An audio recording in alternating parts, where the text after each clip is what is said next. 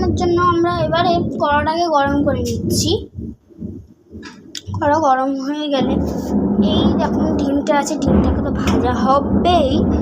আর আলু আছে, এখানে আলু জানি না ভাজবে তো নিশ্চয়ই, আলু ডিম একসঙ্গে নিশ্চয়ই ভাজবে।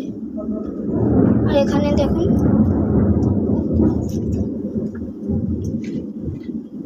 তেল দিলাম, এটা সাদা তেল দেওয়া হলো।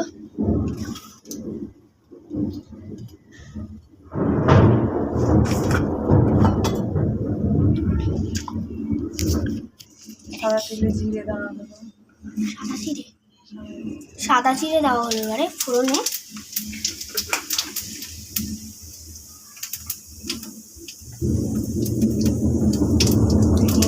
এবারে একটু হিং দেওয়া হচ্ছে।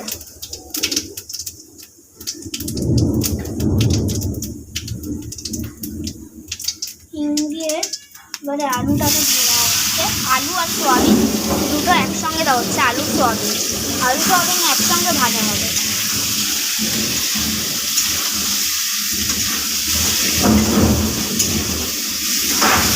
গাইস এখন দিয়েই এত সুন্দর গন্ধ হচ্ছে না, কি বলবো,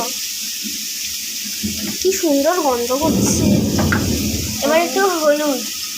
রান্না যখন শুরু হয় তখনই যদি ভালো গন্ধ বেরোয় তাহলে কতটা সুন্দর হবে খেতে।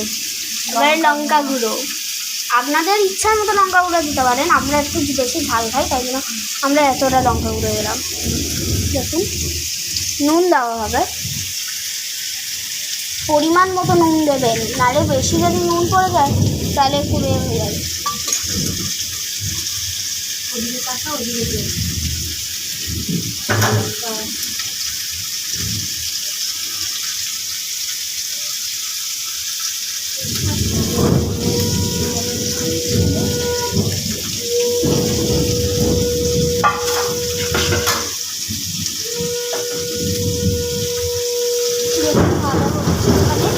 এবারে দেওয়া হবে একটু আদা রসুনের পেস্ট, তাহলে একটুখানি ভাল লাগে খেতে, তাই জন্য আদা রসুনের পেস্টটা মানে আপনারা ঘরেও বানাতে পারেন, কিনতেও পারেন, আপনাদের ইচ্ছা সেটা।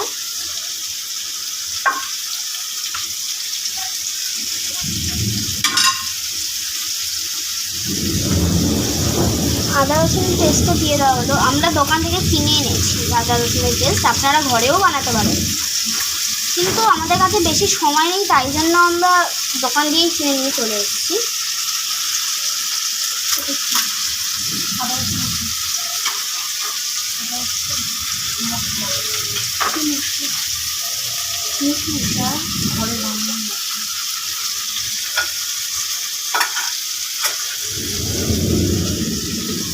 এইটা হচ্ছে আমাদের একটা ঘরে বানানো মশলা, কিন্তু আপনারা গোলমরিচ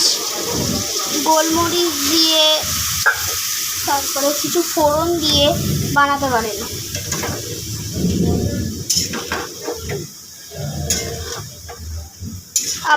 আমরা যে মশলাটা ঘরে বানিয়েছি ওইটা আপনারা নিজেদের ইচ্ছার মতো যে কোনো মশলা দিতে পারেন।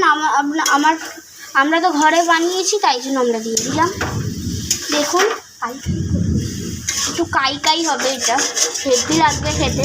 আমার তো এখন দিয়েই লোভ লাগছে।